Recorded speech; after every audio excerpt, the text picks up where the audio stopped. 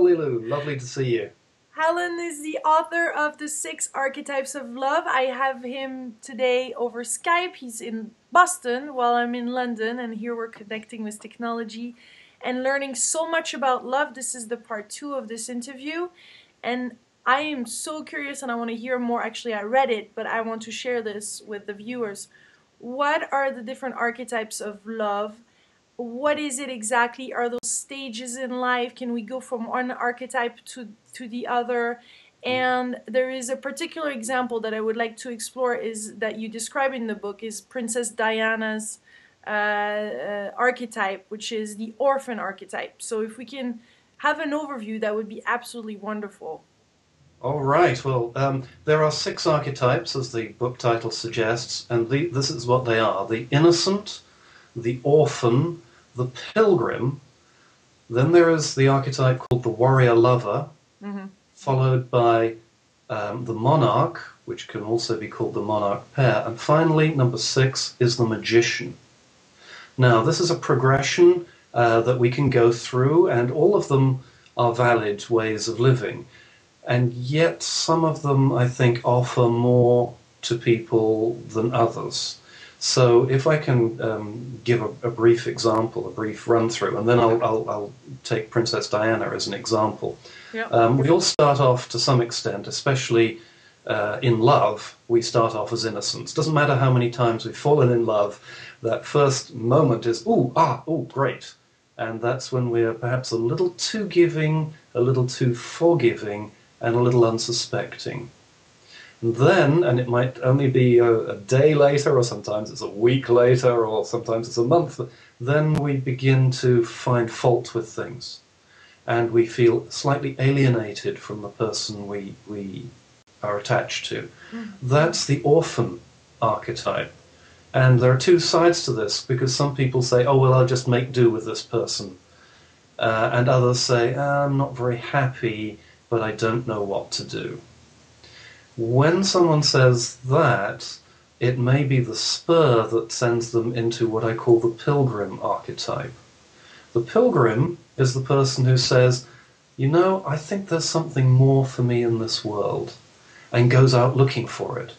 Just as in history, the pilgrims who would travel, say, from wherever to Mecca, or from England to Jerusalem, they weren't going there for their health, they were going there because they wanted to work out their relationship to the divine, in this case, God, God's love.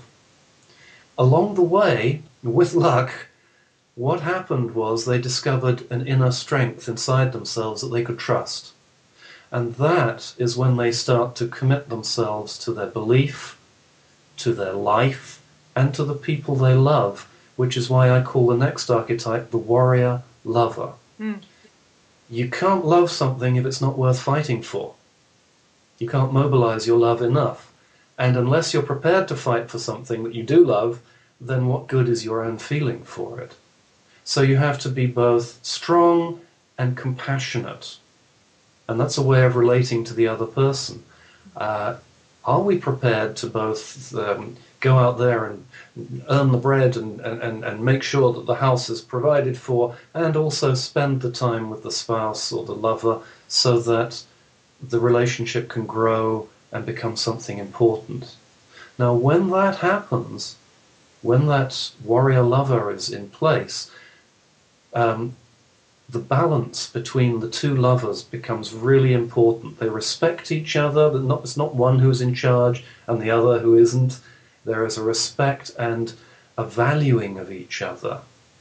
When that happens at the highest level, it's possible for that person, each person has to balance these attributes within him or herself, it's possible for that person to move to what I call the monarch level. And the monarch, think of a monarch. I mean, the best kinds of monarchs are those who are benevolent and rule from a slight distance. Now think of that in terms of a family. The best parent or parental figure is not going to be the one who is over-involved in micromanaging all the children and everybody else. The best parent is going to be the one who hands power back to as it were, the citizens that the monarch is looking after. And when that happens, the children become empowered, they become their own people, they don't simply act from what it is they think those in power expect. And this is important whether you're talking about someone in an office. A boss can be a monarch in the office by nurturing others, or a boss can be a tyrant in the office, simply ordering people around. And we all know which office we prefer to work in. Yeah. Now, if that works properly, if that respect, that real love is there, what happens is people notice. And when people notice, suddenly others are inspired. And that's the realm of the magician. The magician doesn't have to go around telling people what to do. The magician simply looks people in the eye and says, you know what you have to do, now go ahead and do it. And when someone is in that position, when someone is saying, oh yes, I know what, then that person is inspired as a volunteer, and that person will do far more than he or she ever believed was capable, because they're working from inner motivation, not outer motivation. I'm a professor. I see this with my students. There are some who want to be told what to do and will achieve a level. So this is, sorry to interrupt, but this is part of the spiritual development that you describe in your first book, The Stories We Need to Know, that I really want to read now. But so you're describing this magician. How is that related for the love part then? Because it applies in our spiritual development, but I don't quite get how is that related then in love? How are we a magician in love?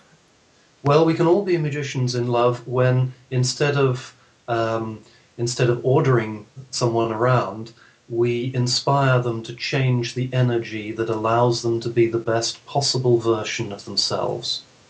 I see. And that can be, that can be grandma who talks to little Timmy and says, Timmy, I'd like you to do that. And little Timmy could run away from grandma and grandma would never catch him. But because she has that special relationship to him, Timmy can hear what grandma says when he won't hear what his mother and father say, for example. It's not about the familial relationship or the loving relationship directly. It's about being able to change others' energy in ways that they didn't expect. And that's magic. And we all have little flashes of that from time to time. And some of us have it a lot of the time, which is really impressive. Yeah, we like the magic. So, but Princess Diana was not a magician, was she? Well, let's look at her. I mean, if we look at her whole life, she starts off, she's obviously an innocent. There she is. She's 19 years old, right? She's a virgin, obviously. And she's marrying Prince Charles, who's 31 and already has another lover. So she's an innocent. She is adopted into the royal family, and it's not a very good adoption. She's unhappy. She feels she doesn't fit. She develops bulimia and various other disorders. She's not happy. Now, she could simply have stayed there and suffered and been this pretty face that went from place to place, and that would have been, I suppose, courageous, but not very powerful. Instead of which she said, I'm not putting up with this. I'm a human being. I deserve love and respect. She went out to find her own lovers. She did what was almost unthinkable. She divorced the heir to the throne of England. And she didn't hold back there. She didn't do as Sarah Ferguson did. She didn't just take the money and do diet ads for the rest of her life. I mean, she said, no, I'm a princess. I have a certain standing in society. How can I use it for good? And she did that by her charitable work. She also protected her sons. She nurtured that private time she had with them, as far as we can tell. There will be perhaps criticisms there, but as far as we can tell, she was a good mother, and she used her position to try and benefit the good of all. Now, if she hadn't died in that terrible motor accident, who knows where she would have been.